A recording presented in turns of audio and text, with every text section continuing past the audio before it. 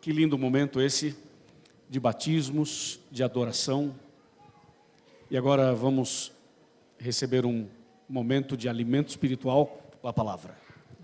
Eu gostaria de convidá-los a abrirem a Bíblia comigo em Atos dos Apóstolos, capítulo 9. Só vou pedir ao meu amigo do som, você pode abrir um pouquinho mais o retorno? Só para eu me ouvir melhor aqui? Não. Só um pouquinho mais de retorno, por favor. Pode abrir um pouquinho mais, aí, vou ver. Som. Ok. Excelente, muito obrigado. Você é nota 10. Vamos lá, Atos dos Apóstolos, capítulo 9. E antes de ler, vamos orar mais uma vez? Antes de ler, vamos orar. Querido Pai Celestial, obrigado por essa linda cerimônia batismal. E agora vamos ouvir a Tua voz através da Tua palavra. Senhor, fala conosco. Alimenta-nos espiritualmente. E ajuda-nos a renovar nossa fé e o nosso compromisso de permanecer firme até a volta de Jesus. Rogamos pelos internautas e rogamos por nossos convidados especiais. Em nome de Jesus, amém. Atos 9. A partir do verso 1 diz assim: Saulo, respirando ainda ameaças e morte contra os discípulos do Senhor, dirigiu-se ao sumo sacerdote e lhe pediu cartas para as sinagogas de Damasco, a fim de que, caso achasse alguns que eram do caminho, assim homens como mulheres, os levasse preso para Jerusalém. Seguindo ele estrada fora, ao aproximar-se de Damasco, subitamente uma luz do céu brilhou ao seu redor, e caindo por terra, ouviu uma voz que lhe dizia: Saulo, Saulo, por que me persegues? E ele perguntou: Quem és tu, Senhor?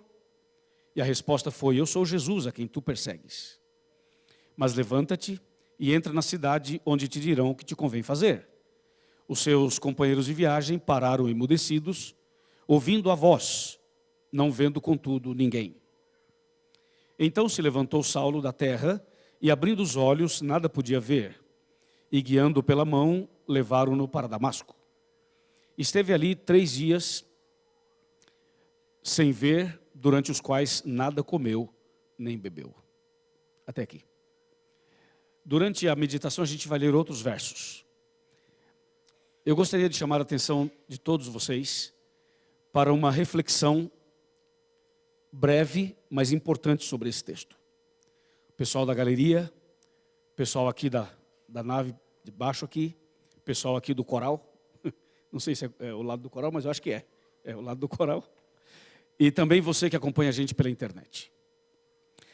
A Bíblia conta a história de várias pessoas, uma delas é a história de Saulo. Mas quem era Saulo? Saulo era uma pessoa muito interessante. Saulo era um homem culto, muito culto. Era natural de uma cidade chamada Tarso. Essa cidade de Tarso tinha algumas características bem peculiares. Tarso era uma cidade universitária. Era uma cidade onde a educação e a cultura eram de um nível extremamente elevado. A gente poderia falar assim, guardadas as devidas proporções, a Oxford, na Inglaterra, que é uma cidade que se mistura com a universidade. Uma coisa está ligada à outra. Você não consegue falar em Oxford sem falar na universidade, ou sem falar no nível acadêmico elevado. Poderíamos falar também de outras universidades. Então, Tarso era uma cidade universitária. E Saulo nasceu lá. Então, Saulo, desde criança, recebeu uma educação e uma estrutura muito boa. Ele cresceu, se graduou, se formou. E ele era formado nessa linha do direito. Nessa área do direito. Era, portanto, vamos dizer, um advogado, poderia ser. Assim que estamos falando de um homem que tinha realmente um nível cultural, acadêmico acima da média. Só para você ter uma ideia, ele falava 5 idiomas. Hoje, no século 21, falar 5 idiomas é um desafio. A gente luta para falar o tal do inglês. Saulo, naquele tempo, já falava 5. Então você imagina de quem nós estamos falando. E além disso, além de tudo isso, Saulo teve como seu mestre, como seu orientador de teses, como aquele camarada que lhe dava o norte, o direcionamento acadêmico, ninguém mais, ninguém menos que Gamaliel. Gamaliel era assim, sabe, uma pessoa que era, todos os alunos queriam o Gamaliel como seu mestre. Saulo foi aluno dele, aprendeu aos pés de Gamaliel. E Saulo, com toda essa bagagem educacional, acadêmica, cultural, Saulo tinha princípios religiosos. E os seus princípios religiosos eram sólidos. Aliás, tudo que Saulo cria, tudo que ele aceitava tinha raízes. Ele tinha base para defender as suas ideias. Ele era de raízes judaicas. Ele tinha princípios judaicos, religiosos. E Saulo era de um temperamento que nós chamamos de colérico. Hoje se fala muito em 4 tipos de temperamentos. O colérico, o sanguíneo, o fleumático e o melancólico. Saulo era colérico. Você e eu sabemos que todos nós temos um pouquinho dos 4. Mas tem um dos 4 que se destaca, sobressai. No caso dele, era colérico. E os coléricos são pessoas mais pragmáticas. São pessoas mais racionais, mais frias, mais calculistas e mais difíceis de tomar decisões. Mas quando decide também, ninguém muda depois. Existem diferenças entre um temperamento e outro. Por exemplo, o sanguíneo, ele fala para pensar. O colérico pensa para falar. Se eu estivesse pregando hoje sobre a volta de Jesus aqui, e falasse sobre a volta de Jesus de maneira poética e apocalíptica, e eu fizesse uma narração sobre a volta de Cristo, e dissesse que Jesus virá nas nuvens dos céus, todo olho verá, milhões de anjos virão com ele, tocando trombetas, a terra vai tremer, as sepulturas irão se abrir, Jesus vem para nos buscar, nos levar para o céu. Se eu falasse isso e o pianista começasse a tocar, o melancólico já estaria chorando, o sanguíneo já estaria de pé dizendo eu aceito, o fleumático estaria numa dúvida, aceito, não aceito, vou, não vou, e o colérico estaria assim, ó.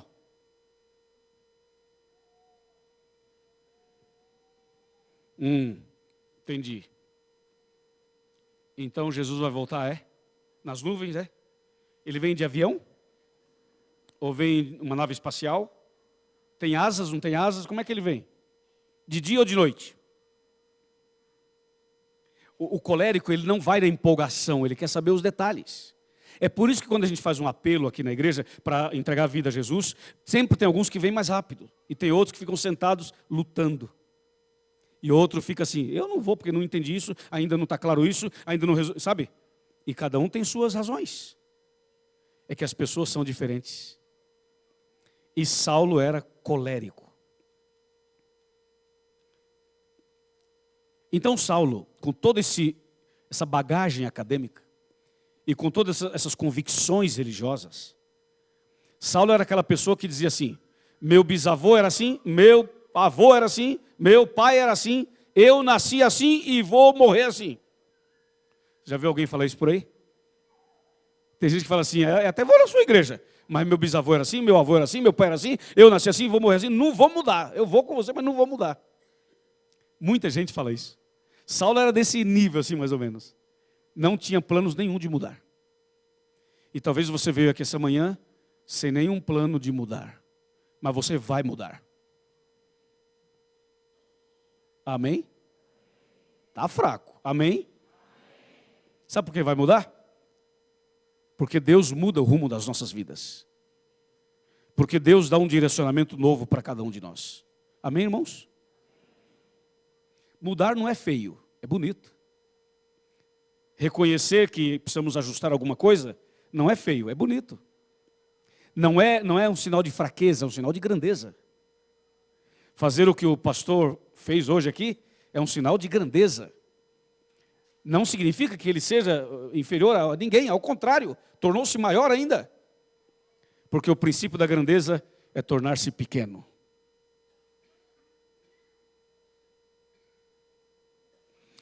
Saulo tem uma história interessante. E um dia, Saulo ficou sabendo do cristianismo. Ouviu falar de Jesus. Ouviu falar do cristianismo. E Saulo, como era uma pessoa muito bem preparada, ele começou a analisar o cristianismo. Analisou e falou, o quê? Esse negócio de cristianismo é perigoso. Isso vai criar uma revolução no mundo inteiro. Nós temos que conter o crescimento do cristianismo.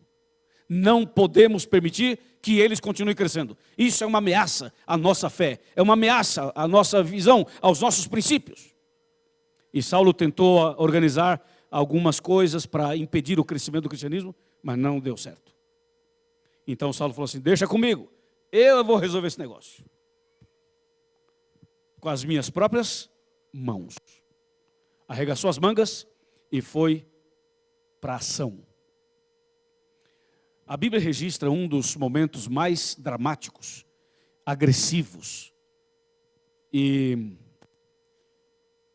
que envolveu Saulo. Foi o momento em que ele foi um dos coordenadores do massacre, da morte, do apedrejamento de quem? De Estevão. Exatamente, de Estevão. Estevão era um seguidor de Jesus, era um servo de Deus.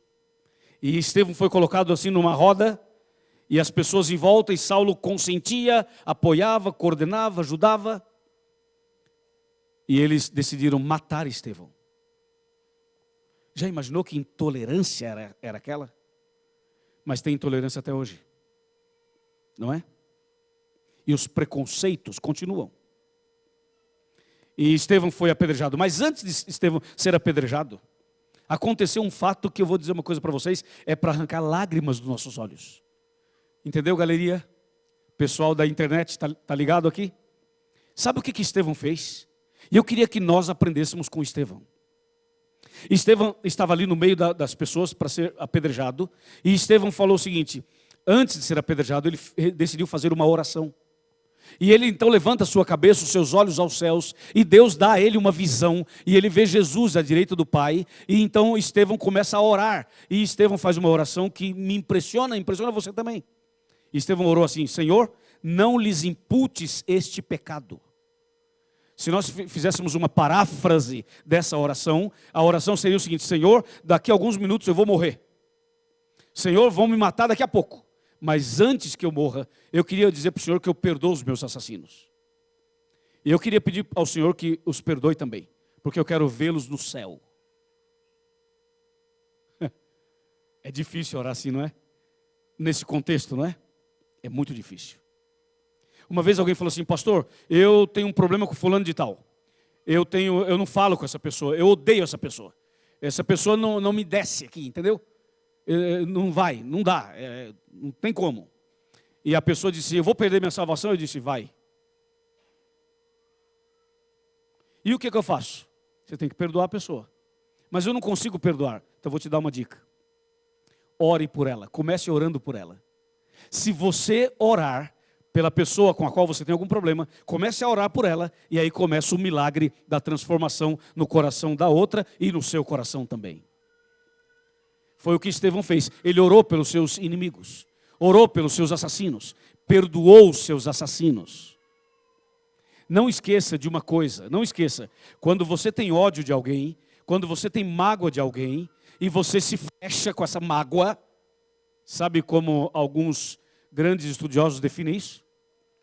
É como se você tomasse um copo de veneno, esperando que o outro morra. Quem vai morrer é você, não é o outro. Porque o ódio e a mágoa são venenos. Estevão orou, perdoou seus assassinos e pediu a Deus que os perdoasse também. E em seguida morreu, foi apedrejado. Estevão orou e não viu a oração dele ser respondida. Escuta aqui, mamães, as mães, você que é mãe, e você que é pai, e você que é filho, escuta essa. Você está orando por alguém? Sim, você está. Eu também estou. Todos nós estamos.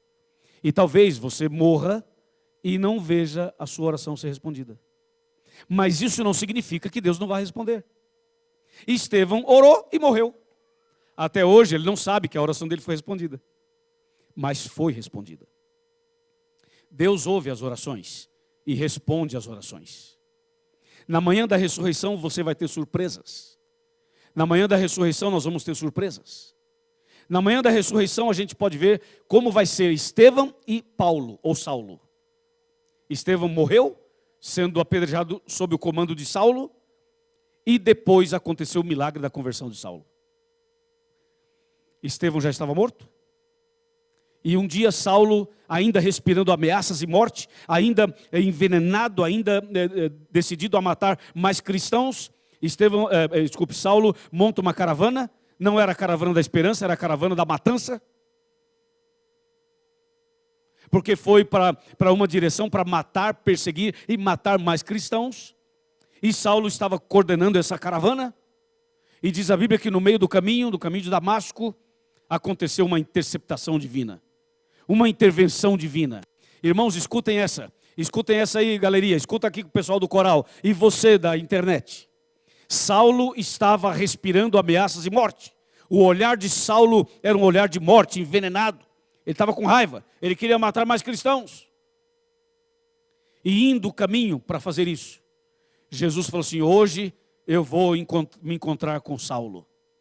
E na viagem, Jesus apareceu para Saulo. E era uma luz muito forte. Envolveu Saulo. Ele ficou cego, ele caiu. E quando ele caiu, já estava cego. E a Bíblia diz que ele, obviamente, não via absolutamente nada. E ele apenas ouvia uma voz. E a voz dizia assim: ô Saulo, Saulo, Saulo, por que você me persegue? O que eu te fiz? E Saulo, não vendo ninguém, falou assim: quem está falando aí? E a voz falou assim: eu sou Jesus a quem você persegue. É Jesus? Sim, eu sou Jesus. Senhor, o que o Senhor quer de mim? Jesus falou assim: tranquilo, Saulo. As pessoas vão levar você até a cidade, e lá será dito a você o que você tem que fazer.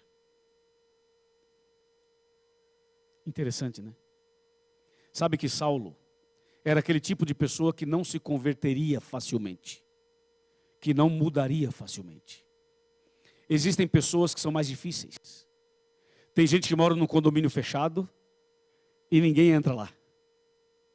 Tem pessoas que são fechadas e ninguém se aproxima delas. Existem pessoas que estão aqui nessa igreja e ainda não se entregaram totalmente.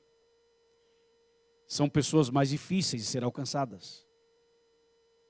E existem pessoas aqui em São Caetano, e aqui no ABCD, e aqui em São Paulo, no mundo inteiro, que são pessoas mais difíceis, que jamais irão aceitar um estudo bíblico convencional, que jamais serão levados a uma reunião de pesquisa bíblica convencional. Existem pessoas que jamais virão a essa igreja. Essas pessoas não entrarão aqui facilmente. Estão agora em casa, vendo pela internet. Ninguém sabe que ele está vendo, mas ele está vendo. Existem pessoas que têm mais barreiras, mais obstáculos, mais dificuldades para fazer o que você e eu estamos fazendo aqui. Saulo era uma pessoa que não seria alcançada facilmente ou com os métodos convencionais ou os métodos tradicionais. No caso de Saulo, teve que acontecer algo sobrenatural. E aconteceu primeiro quando Estevão o perdoou e orou por ele. Ali começou basicamente o processo da conversão de Saulo. Quando Estevão perdoou a ele e orou por ele.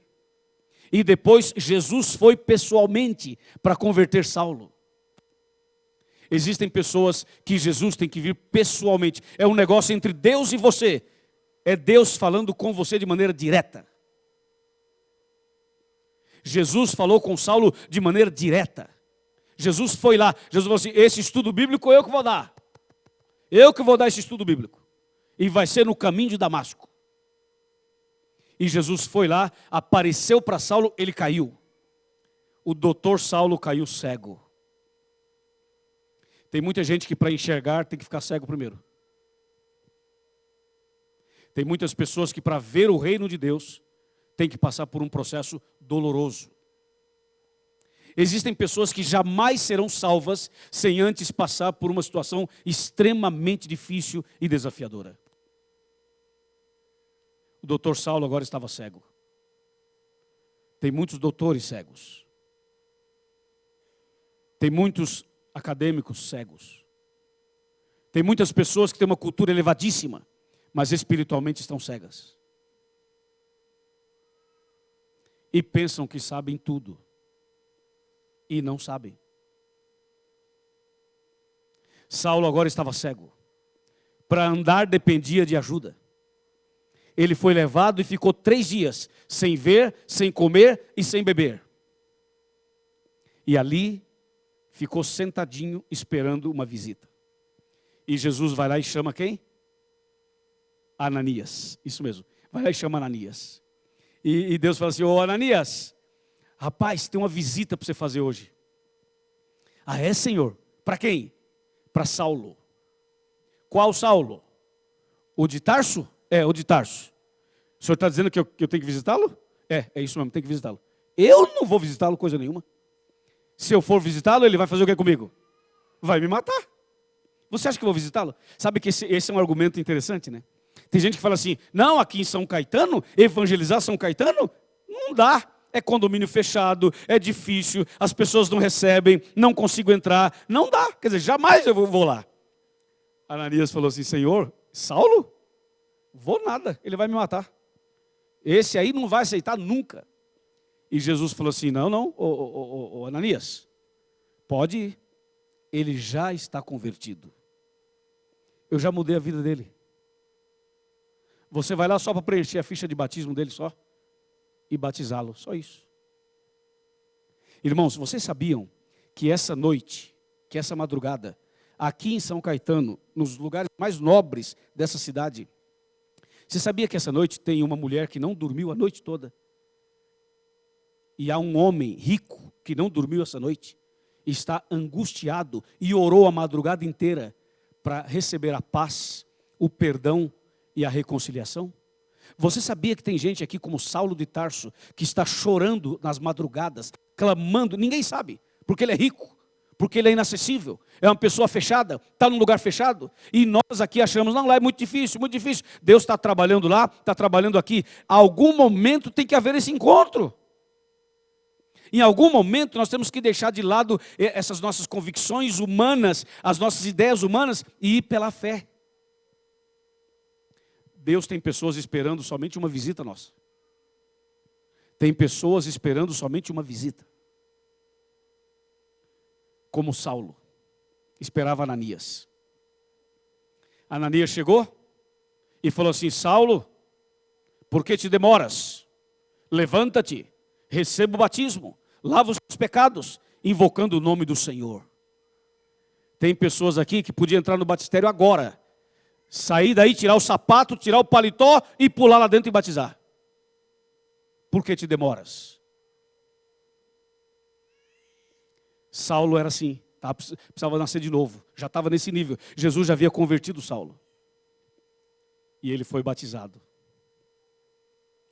E agora não era mais um perseguidor, não era mais um inimigo, não era mais um opositor, agora era um seguidor de Jesus. Um seguidor de Jesus. Que coisa, né? Não era aquele homem que falava assim, meu bisavô era assim, meu avô era assim, meu pai era assim, eu nasci assim, vou morrer assim. Mudou. Deus muda a vida da gente. Deus muda o coração da gente. Amém, irmãos? Deus muda o coração da gente. E agora o grande Saulo de Tarso, que passou a ser conhecido e é conhecido hoje. Hoje a gente nem fala Saulo mais, a gente fala Paulo. É ou não é? O grande apóstolo São Paulo, o teólogo do Novo Testamento, o homem culto, o homem de um nível teológico de altíssimo nível. Nós hoje, pastores, passamos a vida inteira estudando os livros dele e a gente não entende tudo e estuda de novo e faz bacharelado, e faz mestrado, e faz doutorado, e faz PhD, e faz um pós-doutorado, e faz não sei o quê, para tentar entender o que é que Paulo escreveu. Claro que não veio dele, e o que ele escreveu foi Deus quem o inspirou. Ele escreveu vários livros da Bíblia, 14 livros escreveu. Foi o maior plantador de igrejas, o maior evangelista, o maior teólogo, o maior líder do Novo Testamento foi Saulo ou Paulo de Tarso. E como dizia um amigo meu, o homem que me batizou, pastor Alcides Campo Longo, ele dizia, sabe o quê? Ele dizia assim que Paulo ficou tão famoso por ter aceitado Jesus, que o estado mais importante do Brasil tem o nome dele, São Paulo. Você mora em São Paulo, é? São Paulo. É o nome desse homem aqui, Paulo. Por que São Paulo? Porque foi um homem santificado, consagrado, santo, que entregou a vida para Jesus. Bom, aí Paulo agora era um cristão, seguidor de Jesus, pregador, servo de Deus. Então, quando a gente aceita Jesus e se batiza, os problemas acabam, certo? Os problemas de Paulo acabaram. Nunca mais teve problema, é ou não é? Quem aceita Jesus não tem mais problema, é isso? Não. Cristão tem problema? Tem. Cristão fica doente? Cristão morre? Morre. Cristão é um ser humano igual a qualquer um. A diferença é que nós temos Jesus no coração. E temos a esperança da vida eterna quando Cristo voltar. Eu não vou ler todos os textos, porque senão a gente ia demorar muito. Então eu vou ler alguns e a gente vai avançar para ficar dentro do tempo. Você lembra daquele texto que Paulo escreveu aos Romanos, no capítulo 7, de 15 a 19, quando ele fala assim: o bem que eu quero fazer, eu não faço, mas o mal que eu não quero, eu faço. Como chama isso? Luta, conflito, problemas. Talvez você e eu já passamos por isso, ou estamos passando, ou iremos passar. Aquele negócio que fala assim: o bem que eu quero fazer, eu não faço, e o mal que eu não quero, eu faço. Aí ele fala assim: eu não entendo a mim mesmo, porque eu sei o que é certo, mas não consigo realizá-lo. Você também sabe bem o que é isso, né? A gente sabe o que é certo, mas nem sempre conseguimos realizar o que é certo. E sempre a pessoa cai e se vê cometendo algo que não deveria cometer. Por exemplo, todo mundo sabe que tem que ler a Bíblia todo dia, não sabe? Mas nem todo mundo lê. Todos sabemos que temos que orar mais, não sabemos? Mas nem todos fazem isso. Todos nós sabemos que temos que partilhar a nossa fé com outras pessoas, mas nem todos fazem isso. Eu estou falando desse nível, mas tem outros níveis, que é o nível do ato pecaminoso. Quando a pessoa sabe que não pode fazer tal coisa e faz. Então Saulo descreve o seu drama, a sua luta.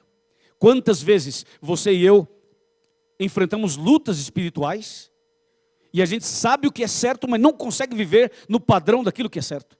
E você ora de novo e diz: Senhor, eu caí outra vez, eu cometi esse erro outra vez, Senhor, tem misericórdia de mim. E você vai caindo e levantando e continua a sua caminhada. Paulo está dizendo o seguinte: eu não faço o bem que eu quero, mas o mal que eu não quero eu acabo fazendo, diz ele. E ele usa expressões como essa, por exemplo: porque não faço o bem que prefiro, mas o mal que não quero, esse eu faço. E depois ele fala assim: miserável homem que sou, quem vai me livrar dessa morte? Irmãos, a vida cristã é uma vida de lutas também.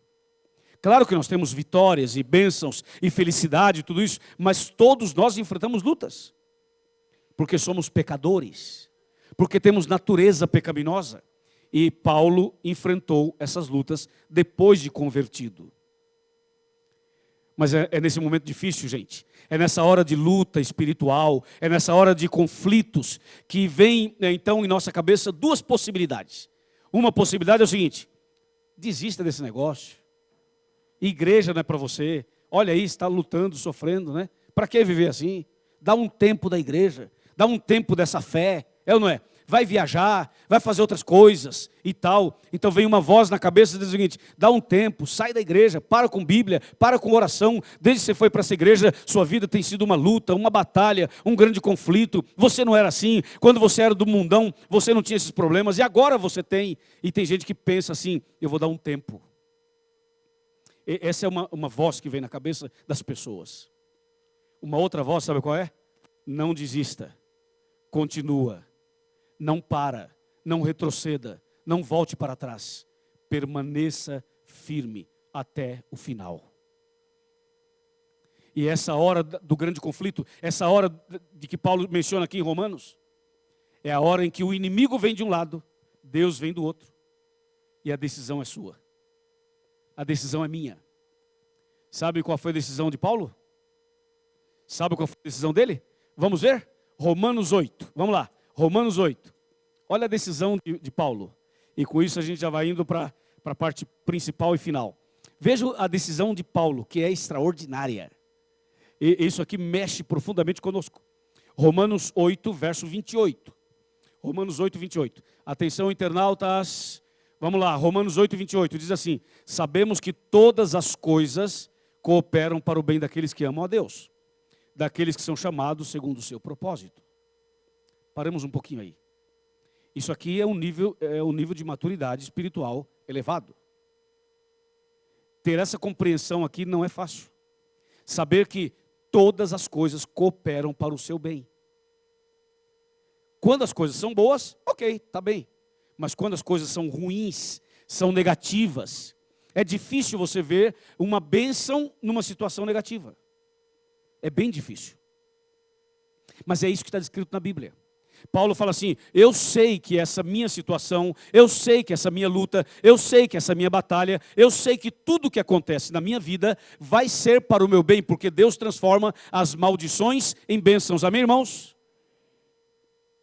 Por isso ele fala isso no verso 28. E eu gostaria que nós, essa manhã, tivéssemos essa maturidade espiritual, de entender que mesmo quando as coisas não vão bem, Deus está controlando, administrando, e Deus transforma aquilo que é ruim em uma possibilidade, oportunidade de crescimento e de salvação. Veja o verso 31, Romanos 8, 31. Olha o que Paulo diz: que diremos, pois, à vista dessas coisas? Se Deus está comigo, quem é que está contra mim? Veja a fortaleza da fé. Ele não foge, ele não esconde as lutas dele. Ele não esconde os seus problemas, mas ele fala assim: eu tenho lutas, eu tenho problemas. O bem que eu quero fazer eu não faço, mas o mal que eu não quero eu faço. Essa é a minha luta. Mas ele fala assim: mas se Deus é por nós, quem será contra nós? Vamos lá, eu falo a primeira frase, vocês falam a segunda, tá bom? Vamos fazer um coral aqui, vai. Se Deus é por nós... De novo, que o internauta acho que não ouviu. Abre o microfone do internauta. Vamos de novo. Se Deus é por nós, é isso. Se Deus é comigo, quem é contra mim? Se Deus é com você, quem é contra você? Tem alguma pessoa, algum ser, alguma coisa, alguma situação, algum contexto, algum acontecimento na sua vida que é maior do que o poder de Deus? Não, não tem. Então, se Deus está com você, quem vai estar contra você? Pode até existir alguém contra você, mas não vai vencer, porque a vitória é sua, a vitória é do povo de Deus, a vitória foi conquistada na cruz. E olha o verso 35. O 35 é de arrebatar. Olha o 35. Fala assim: quem nos separará do amor de Cristo? Boa pergunta, não é? E ele fala: seria a tribulação? Ou a angústia? Ou a perseguição? Ou a fome? Ou a nudez? Ou o perigo? Ou a espada? E você pode aumentar a lista. Ou a depressão, ou o câncer, ou o desemprego, ou a dívida, ou a indiferença. O que é que pode separar você do amor de Deus? Tem alguma coisa que pode separar você do amor de Deus? Alguém fala: já sei, pastor, já sei. O pecado pode. Sim, Isaías fala isso, o pecado pode. Mas eu tenho uma novidade para você. O pecado, sim, pode separar uma pessoa de Deus. Mas sabe o que Paulo escreveu? Onde abundou o pecado, superabundou a graça. Se o pecado é nojento, é terrível, a graça é maravilhosa. E a graça nos resgata. Diga amém, irmãos. A graça nos resgata. Então, Paulo diz assim: o que é que pode separar você do amor de Deus? O que é que pode? Diz aí, qual é o seu problema? Qual é a sua crise? Qual é a sua dificuldade? O que é que pode separar uma pessoa do amor de Deus? Resumindo, nada. Porque se Deus é por nós, quem será contra nós? E Paulo diz assim: quem nos separará do amor de Cristo? Ninguém. Nada. Olha agora o verso 37. Pulo 36, vamos para o 37. Ele fala assim: em todas estas coisas, porém, somos mais que vencedores, por meio daquele que nos amou. Essa expressão mais que vencedores é tão extraordinária, que daria para fazer um sermão só dessa frase. Um não, vários. Você sabe o que é mais que vencedor? Porque a gente só entende até o topo máximo do pódio. A parte mais alta do pódio. Por exemplo, o corredor de Fórmula 1. Qual que é o topo? É ganhar o campeonato. No atletismo, numa natação, num vôlei, num basquete, no tênis, no futebol, sei lá onde. O topo é a vitória máxima. E na vida acadêmica? O topo é você se graduar no nível mais alto que existe. E aí chegou o topo. Mas Paulo está dizendo que quem anda com Jesus não é só vencedor, é mais que vencedor. E a gente fica pensando, o que é ser mais que vencedor? É o seguinte, vencedor tem um nível máximo do pódio.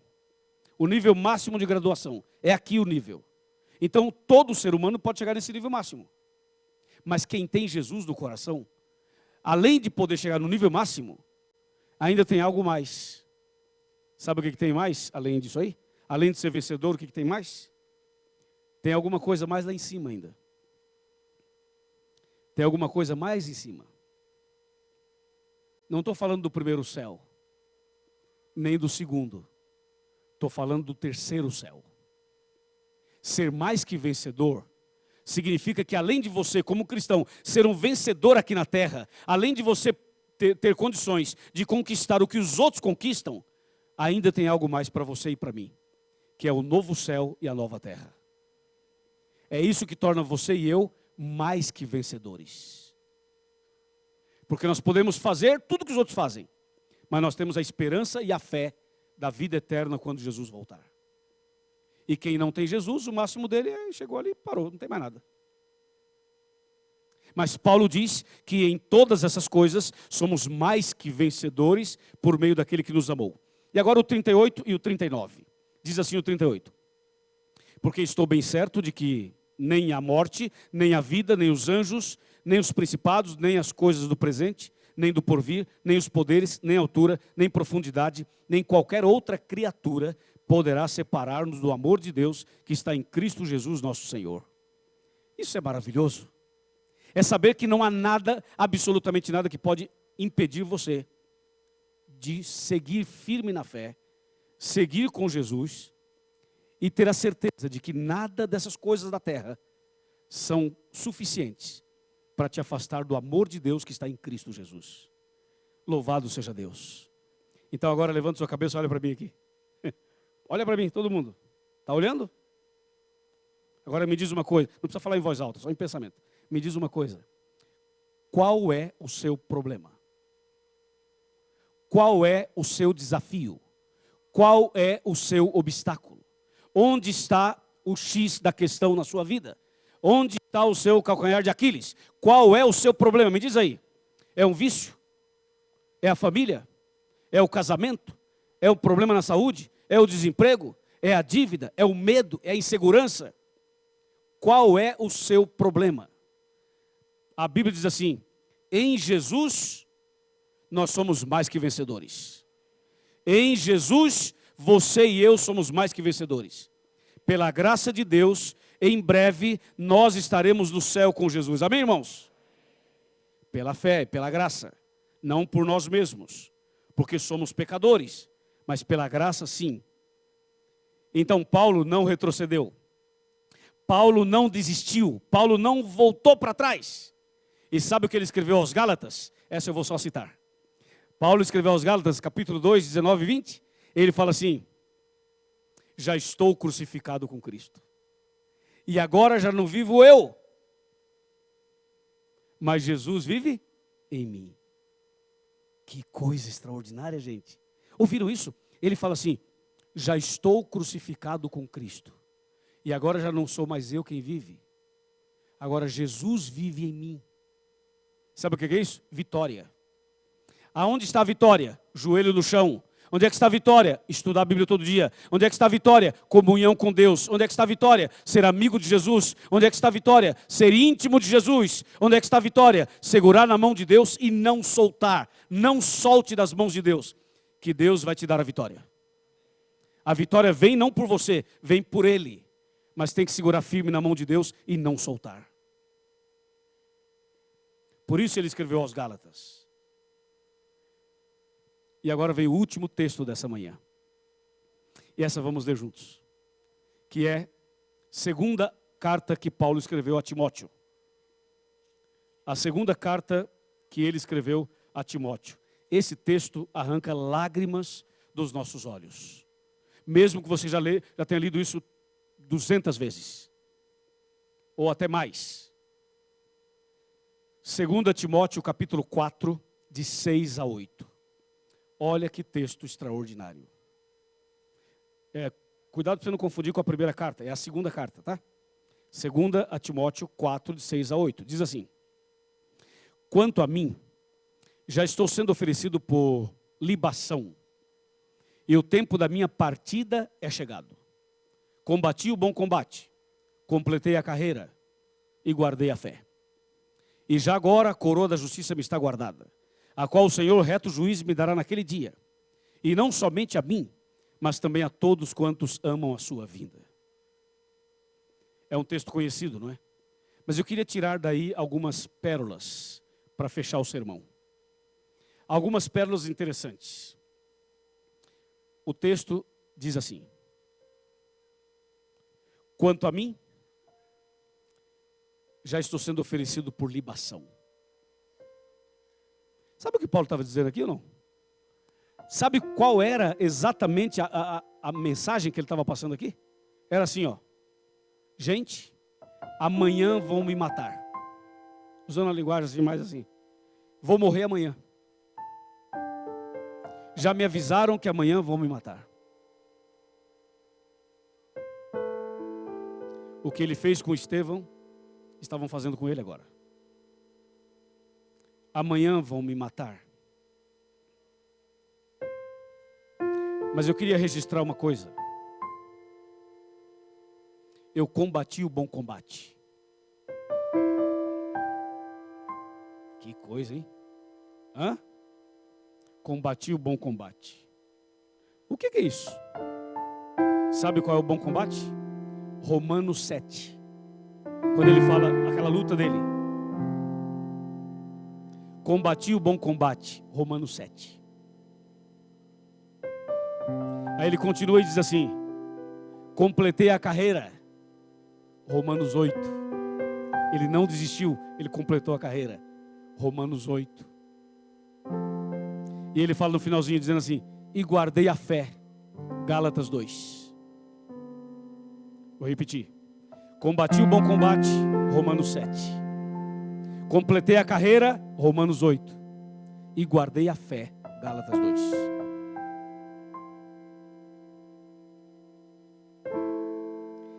Quando Paulo fala assim, combati o bom combate, significa que nós todos temos combates, mas não devemos desistir.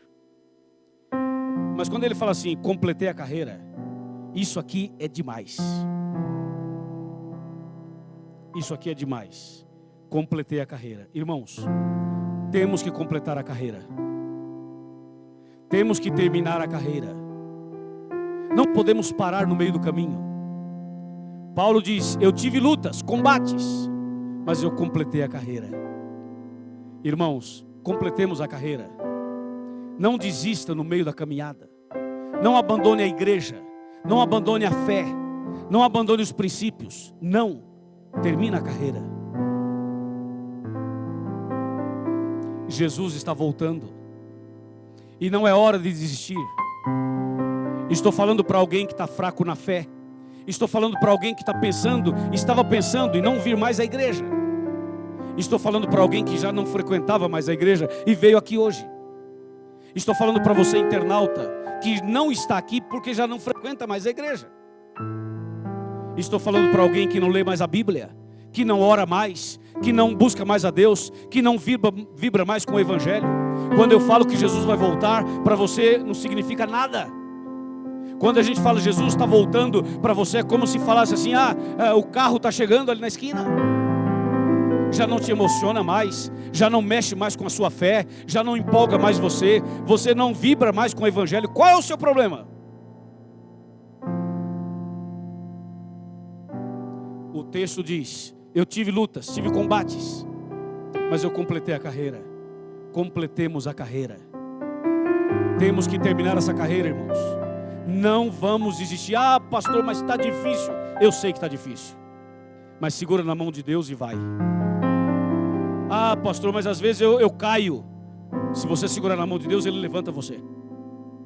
Mas às vezes, pastor, a dor é muito grande. Você não faz ideia da dor. Eu não faço mesmo. Cada um tem suas dores. Mas se você segurar firme na mão de Deus, Você pode tropeçar, Ele te levanta. Você pode cair, Ele te levanta. Você pode chorar, gritar, sangrar, estar ali no lamaçal. Mas em Jesus você é mais do que vencedor. O texto diz, eu completei a carreira. Eu quero desafiar vocês da galeria, os jovens, os adolescentes, e vocês aqui dessa parte de baixo, e vocês aqui do meu lado do coral, e os meus colegas aqui da plataforma, e você da internet. Eu quero convidar você para não desistir e para completar a sua carreira em nome de Jesus. E Paulo não somente diz isso, ele fala assim, eu completei a carreira e guardei a fé. Aí está o X da questão. Tem que completar a carreira, mas guardar a fé. Você está guardando o quê? A gente também tem que guardar dinheiro, lógico, tem que guardar outras coisas também. Mas a fé em primeiro lugar. Guardar a fé, sabe o que é? Sabe o que é guardar a fé? Guardar a fé significa não negociar a fé.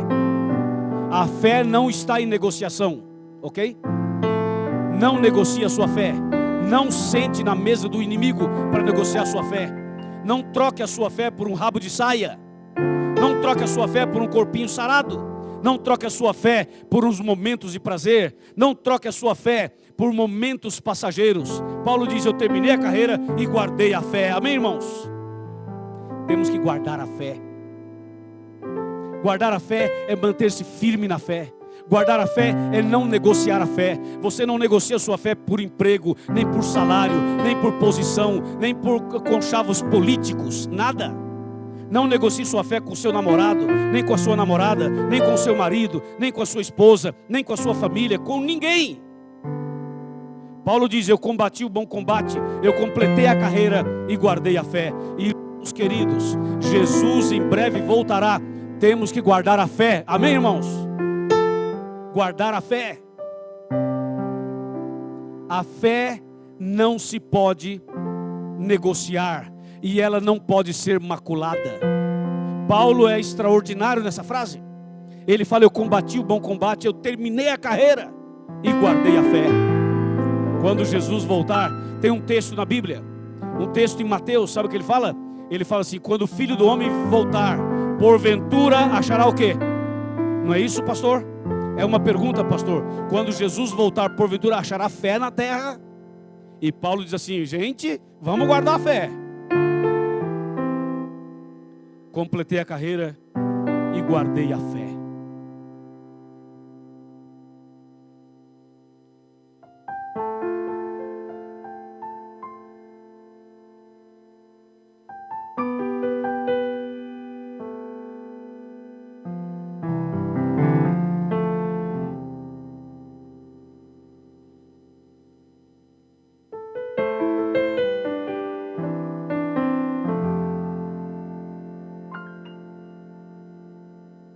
É isso aí.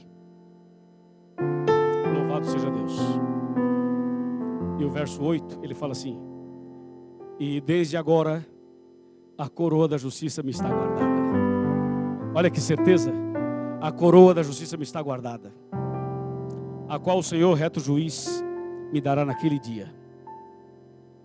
E não somente a mim, mas também a todos de São Caetano, de Bauru, de São Bernardo, de Santo André, do ABCD, da Baixada Santista, da região de Mauá, de São Paulo, do Brasil e do mundo inteiro. A coroa da justiça me está guardada, não somente a mim, mas a todos quantos amam a sua vinda. A vinda de Jesus, a volta de Jesus. A coroa da justiça me está guardada. Deus tem uma coroa reservada para você. Deus tem mais do que uma coroa. Porque a coroa é legal, mas a coroa em si não é o que a gente está buscando, é ou não é? O que estamos buscando é o significado dessa coroa. Sabe o que ela significa? Significa salvação, significa eternidade, significa vida eterna. É isso que Deus reservou para nós. Tem uma música que a Cíntia canta, que é Coração Mutante, essa música. Não sei se é possível cantar essa música. É possível? É que eu estou mudando a música agora aqui. É possível.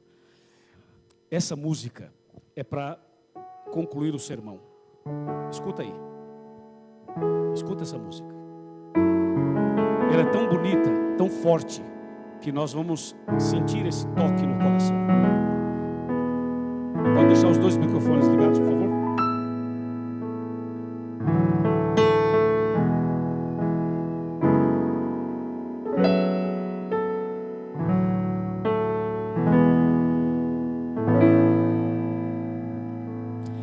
Deixe-me ver aqui o que restou. Às vezes não resta nada, né? Desse coração,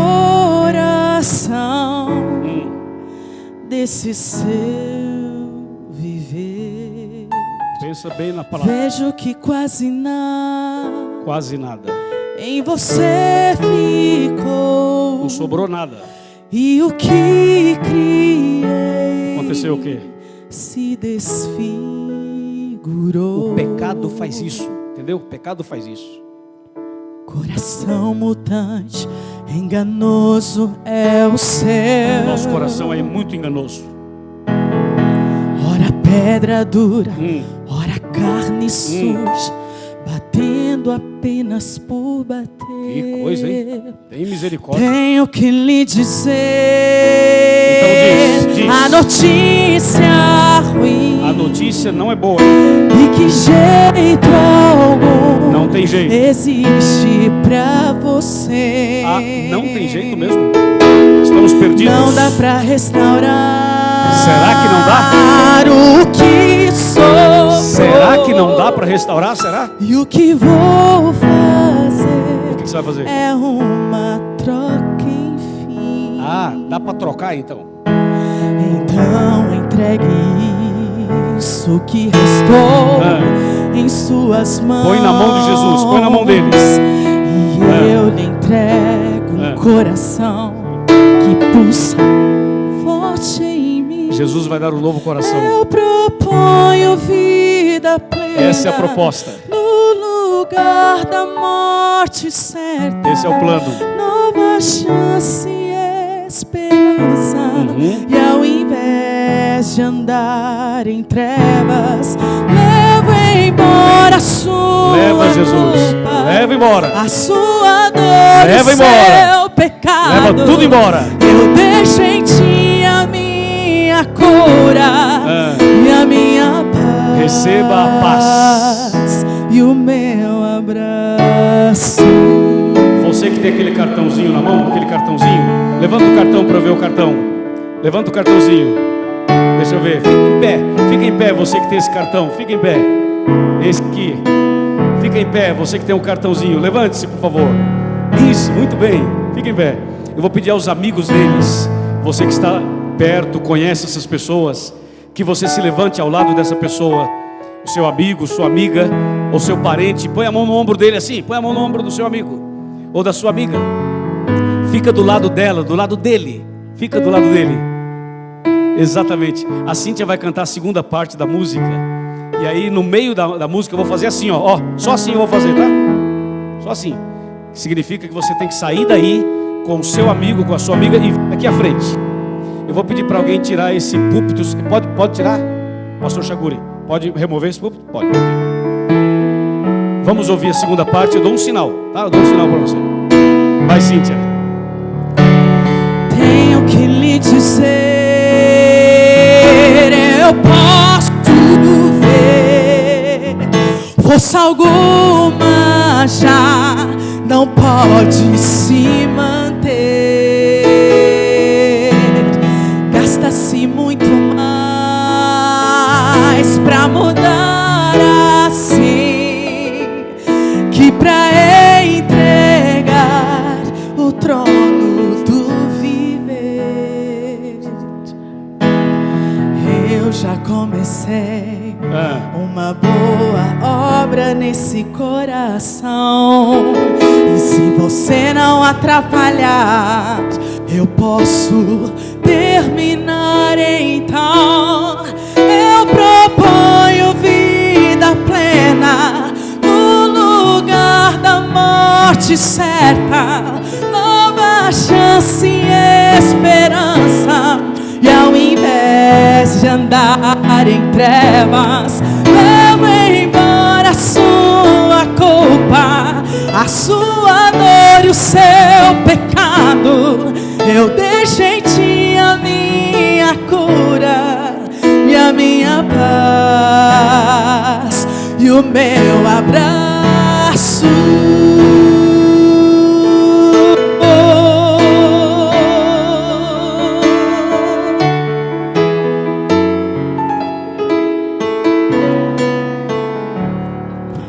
Eu proponho vida plena no lugar da morte certa, nova chance e esperança.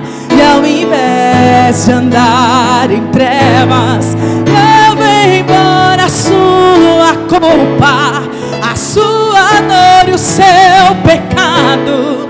Eu deixo em ti a minha cura e a minha paz